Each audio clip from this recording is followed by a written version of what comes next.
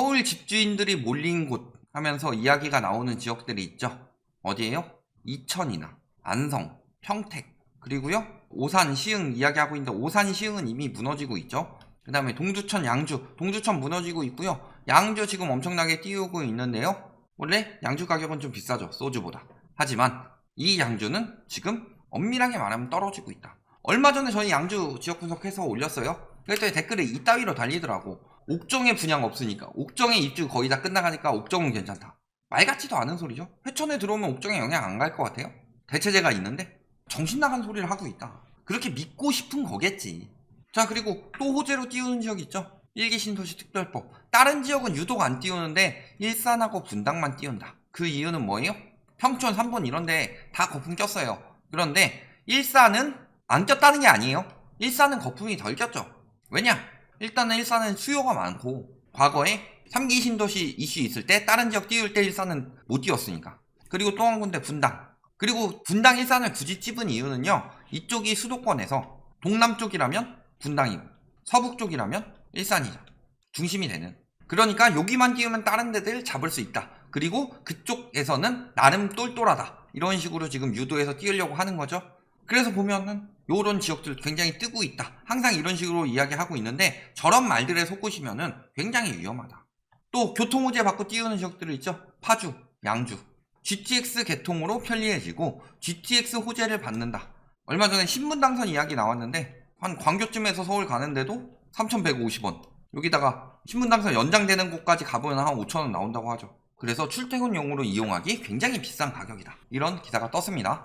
그런데 GTX는 신분당선보다 쌀까요? 비쌀까요?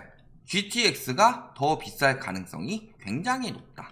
왜냐면 더 멀리서부터 띄엄띄엄 쭉쭉 달려가는 거죠. 그만큼 철도도 놔야 되고 성능 좋은 기차도 놔야 되고 이런 면들을 고려했을 때 들어간 비용이랑 유지하는 비용을 생각해 봤을 때 신분당선보다 비쌀 가능성이 굉장히 높다. 출퇴근용으로 이용할 수 있어요?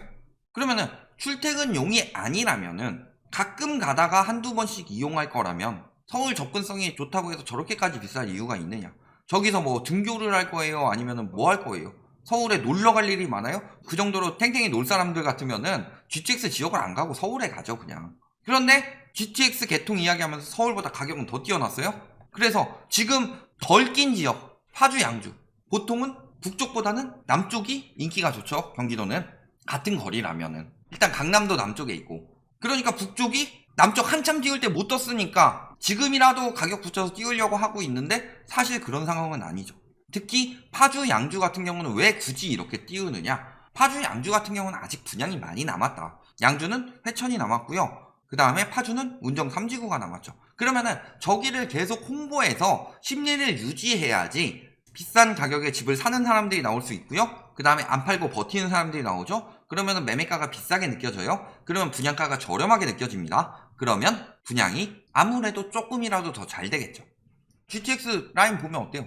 집값 상승 급행 열차 동탄 두둥실 뛰었다고 그랬죠. 고양 양주 GTX 노선 타고 신고까지 했죠. 그 3기 신도시 나올 때 죽어라 까더니만 창릉지구 나온다고 하니까. 그 다음에 뭐 인천 상승 곡선, 시흥, 의왕, 안산, 그 다음에 뭐 경기도 집값 상승 동력은 GTX, 안양 뭐 이런 데서 열심히 뛰었죠. 그 다음에 인천 송도 이런데. 근데요 지금 보면은 인덕원 3억 하락 거래도 안 팔리죠. 최대 4억 내리고 있다고 합니다. 동탄 3억 뚝 떨어졌죠. 송도 2억, 청라 3억. GTX 호재로 비정상적인 거품이 끼었던 지역들이 지금 다 붕괴가 되고 있다. 그런데도 아직도 GTX 호재를 믿으라고 그래요. 저 비싼 거예요. 특히 파주, 양주까지 갈 정도면은 재력이 부족하죠. 보통 그쪽에 뭐 집이 있거나 연고지가 있는 사람들을 제외하고는 재력이 부족한 사람들이 태반이다. 근데 요 사람들에게 비싼 교통비, 오히려 북쪽으로 멀면은 강남 접근성을 이야기하기 때문에 강남으로 간다고 하면 훨씬 더 비싸지죠. 비싼 교통비를 쓰고서 GTX를 타고 출퇴근을 하라고 하는데 저 말이 되는 소리냐? 출퇴근이 아니라면은 그 교통을 그렇게까지 많이 이용하지 않을 거라면은 그렇게 비싼 집값을 주고 들어가는 게 말이 안 되는 거고, 출퇴근으로 이용한다면은 저렇게 비싼 교통비를 감당해 가면서 그쪽으로 가가지고 그 비싼 가격에 분양받을 이유가 있느냐? 차라리 그럴 거면 서울 살지. 저 정도 가격 거품 꼈으면은 내리기 전에 그 정도 거품 꼈으면 뭐라 그랬어요? 교통 편리한 서울 저기 강북 쪽에 훨씬 더 저렴한 데 많은데 왜 저기 가서 비싸게 사느냐? 그 사는 이유는 뭐 때문이에요? 뭐 신축이니까 라는 이유는 있을 수 있지만 저런 데까지 가서 사는 이유 뭐예요? 언론에서 집값이 더 뜰 것처럼 이야기를 하니까. 그러니까 저기서 출퇴근하고요, 내가 실거주로 살고요, 이런 사람들 거의 없다. 아, 여기 집값 오를 거니까 비싸게 팔아가지고 나중에 갈아타게 해서 들어가든가, 아니면 엄청난 차익 남기고 팔아치워야지, 갭투기해서. 이런 생각으로 들어갔는데 말도 안 되는 일이라는 거죠. 비정상적 심리라는 거죠. 그게 지금 남쪽에서 붕괴되는 게 다 보이는데 남쪽은 붕괴됐지만 북쪽에 한번 2억 오를 기회가 있을 거야. 그 2억 오른 가격에 누가 사줘요? 3억 오른 가격에 누가 사줘요? 어떤 멍청이가 남쪽에서 붕괴되는 거 봤는데, 그러면 한 그 정도 오르면 박살난다는 걸 아는데 내가 그래도 좋은 마음으로 우리 투기꾼들에게 봉사를 하기 위해서 2억 비싼 가격에 내가 비싸게 사줘야지, 가격 떨어지고 그거는 내가 빚으로 감당하겠어, 이런 멍청이가 어딨냐 세상에. 있다면 진짜 멍청이고, 그런 짓을 하는 것 자체가 완전히 멍청한 짓 그 자체이고, 그런 사람들이 있을 거라고 생각하는 것 자체도 멍청한 짓이고. 더 큰 바보가 있을 것 같아요? 남쪽에서 더 큰 바보들 다 박살났는데? 일개 신도시 특별법 띄우는 지역들 어떻게 됐어요? 억 단위 뚝뚝, 그게 되겠어요? 분당 집주인들 속탄다. 그러면서 17억 대비 4억 하락했죠. 일개 신도시 특별법이 뭔데? 역세권, 용적률 500% 해서 재건축 사업성 높이겠다. 이게 되겠어요? 사업성 높인다고 칩시다. 사업성이 높아져요? 나중에 이게 결국엔 재건축해서 일반 분양으로 많이 팔아먹어서 버는 돈도 있지만, 이게 신축이 되었을 때 공급 폭탄이 들어오는데 돈이 되겠어요? 분당이라는 지역 자체가 굉장히 메리트가 있던 지역이죠. 학군이든 뭐든. 메리트가 저렇게 용적률 해가지고 교통 다 막히고 사람들 바글바글해져가지고 삶의 질이 굉장히 떨어지는데 메리트가 되겠어요? 그게 좀 늦어지면 지금이 원래 저점 기회 아니에요? 일기 신도시 특별법으로 뜬다 라는 말을 이용해서 비싸게 팔아먹고 빠지려고 하는 거다. 당연히 저게 되면은 재건축 시장에 엄청난 호재가 아니기 때문에.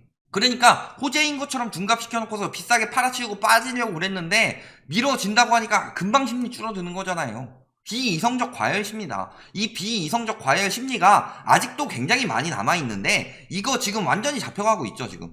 왜? 돈이 없으니까. 여기 이 돈 주고 안 사지 하면서 매물이 발에 차이는데 사겠다는 사람은 통 찾을 수가 없다. 어디요? 일산. 분당 일산 그렇게 뜬다더니 막상 현장 가서 보면 그렇지가 않다. 그 이유는 뭐예요? 거품이 너무 심하니까. 자, 주택 구입 부담 지수입니다. 주택금융연구원인데 이건 높을수록 부담이 심하다는 거예요. 자, 글로벌 금융위기 터질 때 170이 안 돼 보이죠? 지금 200까지 올라갔죠, 서울은. 그 다음에 경기도 100 갓 넘은 정도였는데 지금 113까지 올라갔습니다. 인천 91까지 올라갔어요. 이게 주택 구입 부담 지수가 뭐에 나오느냐? 금리랑 그 다음에 버는 돈이랑 현재 집값. 자, 그 다음에 국민은행에서 주택 구매력 지수. 자, 글로벌 금융위기 터지기 전에 50대였죠? 그러면은 지금도 50대니까 아직 괜찮다라고 느낄 수가 있는데요. 여기 보시면은 2019년이 두 번 들어가 있죠. 그 이유는 뭐예요? 자, 여기 2019년 3월, 여기 2019년 3월쯤 비교해 볼까요? 일부러 높였죠. 억지로. 통계를 바꿔가지고 이러면 사람들 진짜 안 사잖아요. 은행이요, 집값 떨어지기 시작하면 그것도 문제가 됩니다. 그러니까 통계를 바꿔가지고 억지로 높인 거예요. 통계 대상을 바꿔서. 그러니까 실질적으로 따지면은 여기가 여기니까 여기서 지금 계속 떨어지고 있는 추세대로 계속 떨어지는 거죠. 그러면 여기쯤 떨어지고 있는 거다. 거의 그 전 통계라면 40 수준까지 떨어진 거다. 서울 마찬가지죠. 서울은 이때 거의 40이었는데 지금 30 중반까지 떨어졌죠. 그것 역시도 똑같이 통계 한번 띄워놔서. 그러니까 지금 그때보다 훨씬 위험하다는 증거들이죠. 그러니까 수도권이 뜰 이유가 없어요. 거품이 잔뜩 꼈는데, 또 사람들의 여력이 없는데. 여력이 없다는 걸 나타내는 지수예요 저게. 또 구입 잠재력 지수, 이것 역시도 비슷한 부분에서 발현이 되는 거죠. 그랬을 때, 자, 그 당시에 10은 넘었습니다. 지금 서울 얼마까지 떨어졌어요? 2.6. 요것도요, 똑같이 통계 한번 바꿔서 띄워놨음에도 불구하고 2.6까지 떨어졌다. 경기요?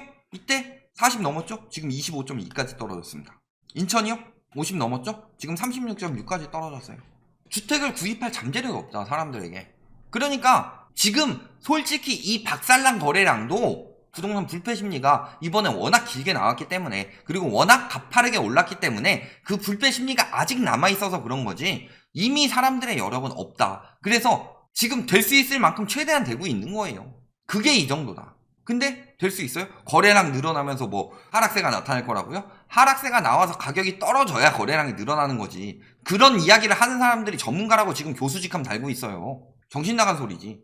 자, 매매 가격 지수 꾸준히 떨어지고 있습니다. 수도권 전반적으로 붕괴가 오고 있다는 소리예요. 그 다음에 전세 가격 지수 역시 꾸준히 떨어지고 있죠. 전세 가격 지수는 더 가파르게 떨어지고 있다. 8월 전세 대란 같은 소리 하고 있네. 자, 그 다음에 매매 전망 지수. 매매 전망은 심리입니다. 심리. 이 심리도요. 당선 효과, 선거 효과 막 해가지고 쭉쭉 올라갔죠. 2월에 저점 찍고 3월에 당선됐으니까 3월부터 쭉쭉 올라갔죠. 그것마저도 금방 5월에 벌써 꺾이고 있다. 그나마 전망 좋다고 사람들이 느끼는 데가 강원, 충북, 전북, 경남. 완전 외곽 지역들. 그러면은 위험한 데가 어디냐? 자, 성남은 이미 무너지고 있어요. 지금 뭐 상승으로 아직 지표는 뜨고 있지만 전반적으로 했을 때 지금 띄우는 지역들이 굉장히 위험하다는 거죠. 그런데 김포도 뭐 이미 심리에 어느 정도 갔고, 일산, 그 다음에 고양 쪽, 그 다음에 파주 쪽, 그 다음에 뭐 광주, 여주, 이천, 안성, 평택, 안산. 자, 그대로 나오죠? 풍선 효과. 이거 성남 아직 1기 신도시 뭐 그거 효과 나와서 이야기하는 건데, 요게 풍선 효과로 막 이쪽 번지게 했었죠. 당시에. 일산 쪽은 거들떠도 못 보게 해놓고, 김현미 잡으려고. 그리고 계속 번지고, 다음 풍선 효과, 다음 풍선 효과, 다음 풍선 효과 해서 여기까지 밀고 내려갔는데, 여기서부터 이제 떨어지고 있는 거다. 그러면 지금 풍선 효과라고 들어가는 지역들은 어떻게 될까요? 풍선 효과 들어가서 샀는데 내가 풍선 효과 빠지기 전에 팔고서 엄청나게 수익을 봤다 하는 사람 거의 없다. 대부분 그때 산 사람들 다 물려가지고 아유 집값 떨어지네 하면서 속이 타들어가고 있는 상황인 거죠. 그런 사람들이랑 똑같이 나도 공감 능력을 기르기 위해서 저 사람들과 똑같은 마음이 되어 보겠어 라고 하면서 당시 풍선 효과 터지기 전에 이때보다 지금 막 가격 더 띄우려고 하는 막 이런 지역들 들어가가지고 더 안 좋은 입지에 더 비싸게 사서 더 고통받아 보고 싶어요? 그런 분들은 사셔도 된다. 결론, 이미 떨어지고 있는 지역들은 들어가지 마세요. 보시면 나오죠. 그 다음에 두 번째로 지금 띄우는 지역이 크게 세 가지죠.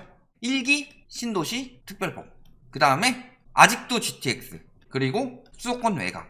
그런데 1기 신도시 특별법은요, 보시면 알겠지만 매물 늘고요, 호가만 올라가지 사람들이 찾진 않는다. 그 이유는 이게 재건축에 대해서 엄청 좋은 법이 아니기 때문에. 당장이야 사업성 늘어나는 것처럼 보이지만 사업 끝난 뒤에는, 그러니까 내가 재건축을 해서 신축을 살겠다, 재건축 사업으로 돈을 벌고 신축을 살겠다, 이거는 굉장히 안 좋은 선택이고, 저걸로 사업성이 올라가니까 그러면 일시적으로 뭐 건설사들이 돈 더 벌면서라도 삐까뻔쩍하게 만들어줄 수 있죠. 그러면서 진행은 잘 되겠죠. 건설사들이 돈 많이 달라고 했는데 못 주게 생겼는데 채도 늘려가지고 비싸게 분양하면 그게 가능해지니까. 그런데요, 그게 신축 들어오는 시기에는 입주 폭탄 들어오고, 그 다음에 용적률 높아져서 주차 문제, 소음 문제, 채광 문제, 그 다음에 뭐 교통 문제 여러 가지 다 겹치죠. 그러니까 사업성 있다 해가지고 비싸게 팔아먹고 빠지려고 하는 거다. 저거 들어가시면 굉장히 위험하다는 거죠. 그 다음에 GTX는 말할 것도 없이 이미 붕괴 지역들 보면 답 나오고, 수도권 외곽이요? 보셔야 될 건요, 외곽부터 붕괴가 심각한데 더 외곽을 지금 띄우고 있어요. 근데 핵심은 실거주죠. 실거주들이 내가 나중에 비싸게 팔아먹었을 때 받아줄 수 있느냐? 안 되죠. 그러면 그때는 여기 무리하게 들어갔던 사람들 다 붕괴되는 거다. 그러니까 수도권 아파트 어디가 제일 위험해요? 라고 하면은 지금 띄우고 있는 저 세 가지 유형, 저기가 제일 위험하다. 이렇게 알아두시면 되겠습니다.